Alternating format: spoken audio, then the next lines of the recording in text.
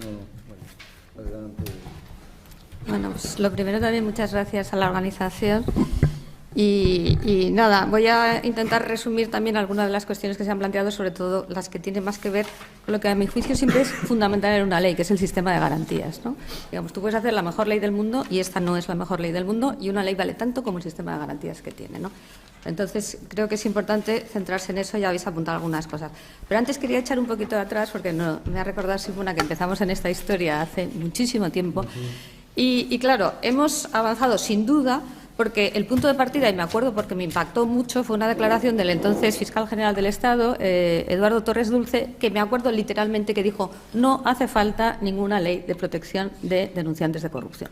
Hablando de esa, cuando ya, digamos, teníamos un montón de casos de corrupción, teníamos un montón de denunciantes con todo tipo de represalias, y se hizo esa manifestación pública que me acuerdo porque me llamó la atención, como diciendo: no, en España hay suficiente protección para las personas que quieren denunciar corrupción. Hablaba de la protección de los testigos, etcétera, cuando nosotros ya conocíamos, como digamos organizaciones de la sociedad civil, un montón de casos donde las personas que se habían atrevido a denunciar corrupción, y normalmente, y esto es importante, a través de cauces internos, habían sufrido todo tipo de represalias. Por tanto, algo hemos avanzado porque se ha llegado a la conclusión de que efectivamente hace falta una norma.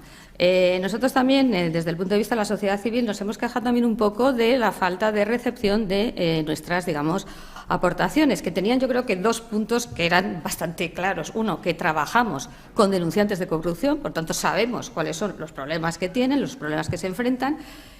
Nosotros tenemos un premio que se llama el Premio de Derecho, que muchas veces ha recaído en personas que han denunciado corrupción.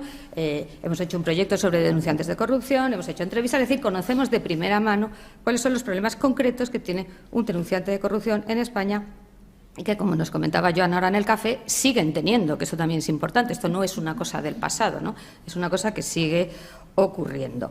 Y queríamos, de alguna forma, trasladar esto a las, digamos, a las administraciones públicas. Y también otra cosa que hicimos, si se acuerda Joan, intentamos también trasladar o hacer un poco de foro para trasladar la experiencia concreta de las agencias antifraude que estaban ya haciendo esto. Pues decir, oiga, es que esto no aparece de la nada. Aquí hay una serie de autoridades autonómicas que están ejerciendo ya competencias en materia de protección de denunciantes y también de investigación en algunos casos. ¿Por qué no se le cuenta esto o se traslada esto a los responsables del Ministerio que van a transponer la directiva, ¿no? Esto parece una cosa de sentido común. Bueno, pues no nos han hecho mucho caso ni a unos ni a otros, y en ese sentido, cuando se llenan la boca de sociedad civil, pues con perdón, la sociedad civil está para que, si quieres o consideras que es oportuno, te haga consideraciones, pero no para ponerlo, no sé cómo decirlo, para ponerlo en un acta que dice: han venido 15 organizaciones de la sociedad civil. Mire usted, he venido, pero ustedes no me han hecho ni pito caso, ¿no? Lo digo porque yo ahora, últimamente, ya estoy un poco menos receptiva a ir a este tipo de foros, porque es que es un poco eso, es que dice: yo sé que usted quiere poner que han venido 20 organizaciones de la sociedad civil porque se lo han pedido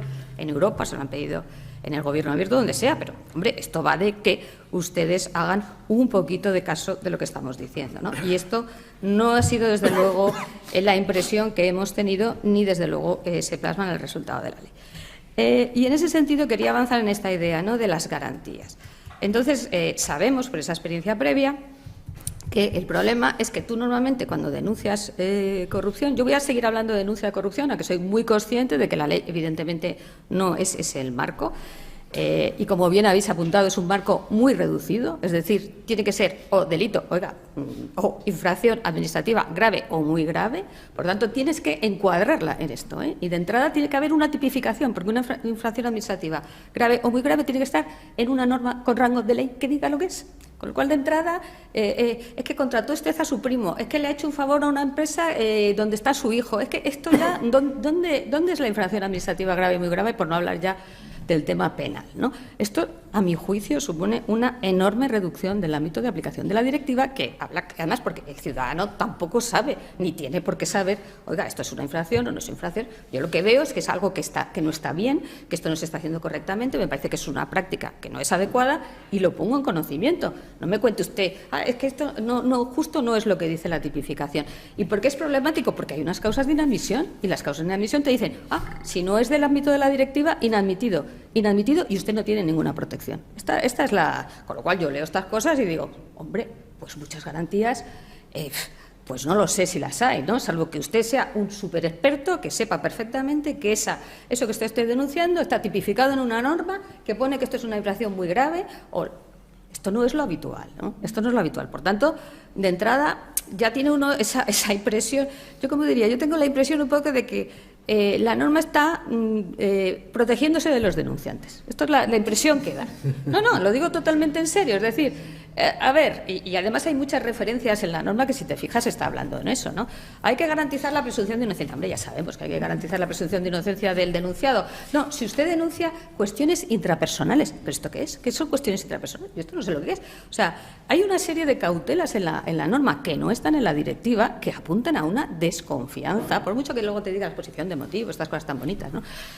Oiga, luego usted en la norma parece que el denunciante lo ve con un cierto recelo, que además, como decíamos antes, es esa cultura, ¿no?, que tenemos un poco del chivato, de los trapos sucios se lavan en casa. ¿Cómo vas a decir esto?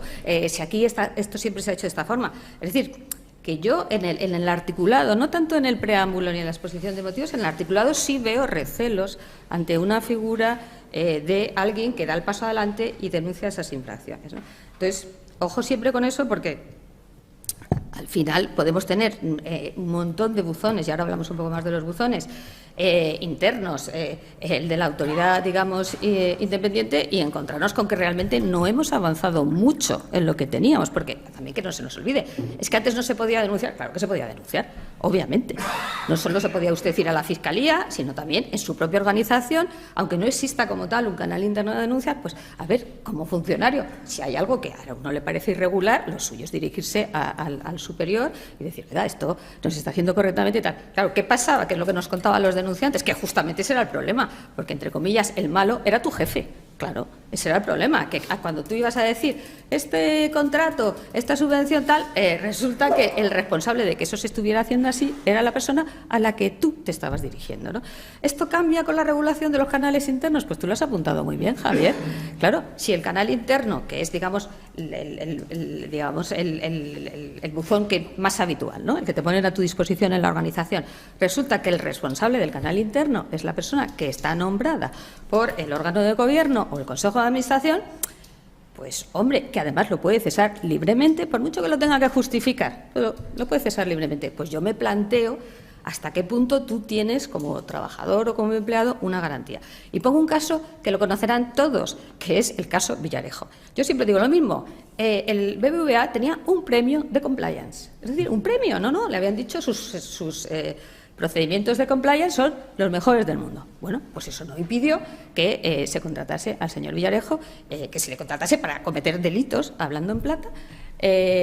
¿Cómo es eso posible? Pues yo contesto, eso es posible porque el responsable de compliance estaba nombrado directamente por la cúpula del banco, y era la cúpula del banco, yo no quiero meter aquí que eso estaba en investigación, era la que estaba, digamos, haciendo esos encargos. ¿Cómo le vas a decir tú al que te ha nombrado? Oiga, mire, es que tengo una denuncia, pero que justo el que está denunciado es usted. Hombre, pues yo comprendo que esto es delicado, por decirlo de una forma digamos, elegante. Por tanto, tenemos ese primer problema.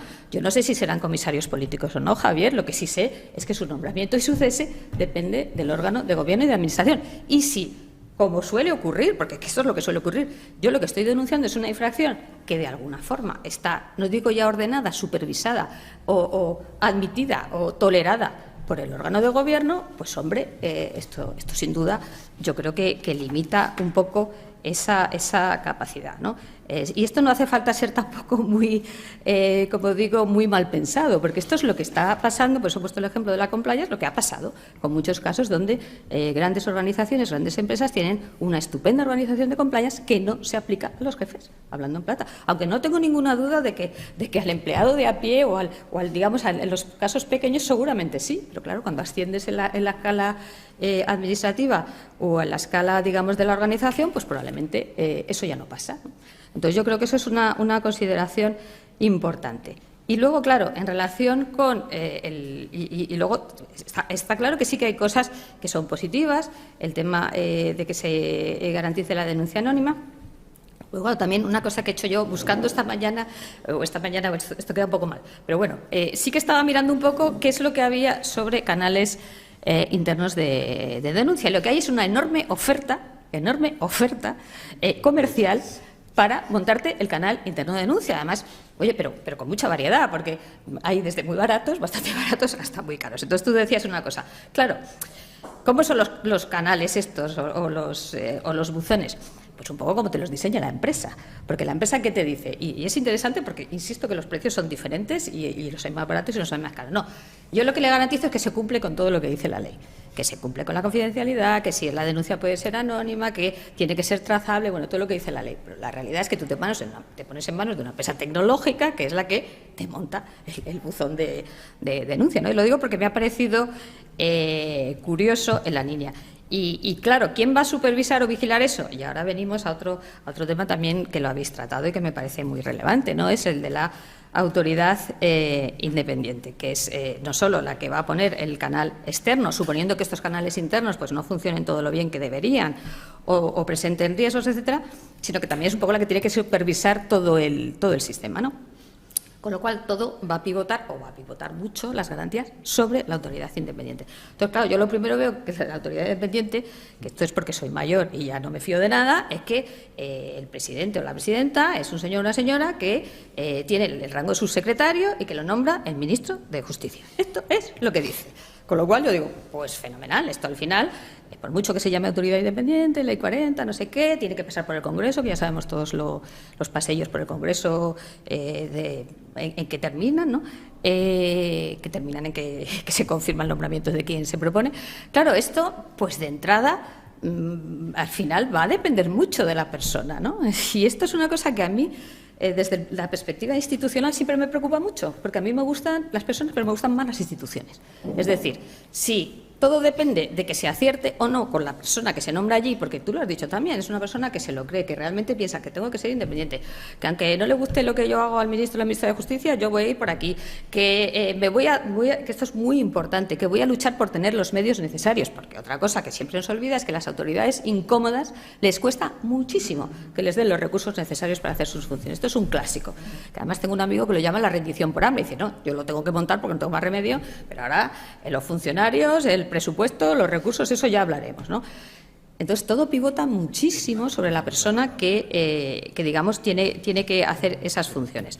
Por tanto, en ese sentido, yo también un poco dosis de escepticismo. Si esa persona es como Joan, que lo tenemos por aquí, pues fenomenal. Pero también, ¿por qué está Joan aquí? Porque la forma de nombrarlo era totalmente diferente, ¿no? Que eso yo creo que también es importante, ¿no? Se hizo digamos, un procedimiento de nombramiento muchísimo más abierto, más concurrencia, con mucho más consenso que el que se ha plasmado aquí. Y no será porque no lo hemos dicho 15 veces, porque hemos insistido muchísimo en el tema de la autoridad independiente. Por tanto, tenemos esos problemas. Y luego, por terminar, que aquí sí que me parece también interesante, cuando yo doy charlas, sobre todo al mundo del sector privado, sobre ese tipo de cuestiones, ¿sabéis cuál es la pregunta?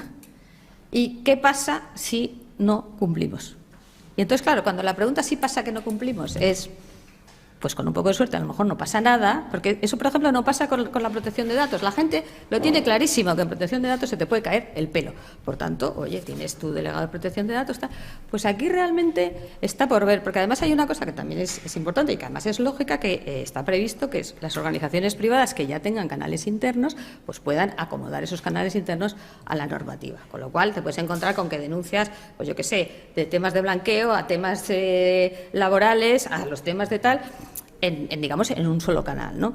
Yo eso, bueno, que por un lado es lógico porque no vas a montar 15 canales, pero me quedo un poco con la cosa de, bueno, y si esto al final no funciona mucho, ¿va a pasar algo? Pues yo no estoy segura de poderles decir que me gustaría. Oye, se te va a caer el pelo, tómatelo en serio, esto es una cosa importante, más allá de las cuestiones reputacionales y tal, pero al final tampoco nos engañemos. Las cuestiones reputacionales, mucho mejor para la reputación es que no se sepa que tú estás haciendo cosas raras en una organización, tampoco nos vamos a engañar, ¿no? Por tanto, yo con todo esto, y siendo mejor tener una norma que no tenerla, porque tampoco nos vamos a poner, yo creo que la ley, aparte de las cuestiones que habéis apuntado, tiene bastantes problemas y sobre todo tiene una cosa que a mí de verdad sí lo percibo en toda la regulación, que es una desconfianza hacia el denunciante de corrupción y de alguna manera esa sensación de me tengo que proteger frente a una persona que, bueno, pues que a lo mejor pues va a remover las cosas o va a decir cosas que no sean adecuadas. Entonces, insisto, siendo mucho mejor que no haya nada, vamos a ver el recorrido que tiene, y a mí lo que me gustaría es en un seminario dentro de un año, que ya tendría que estar todo el mundo con sus canales internos, ver realmente lo que ha pasado. Porque a mí siempre me gusta mucho evaluar las cosas en la realidad y no en los papeles. Pues nada más.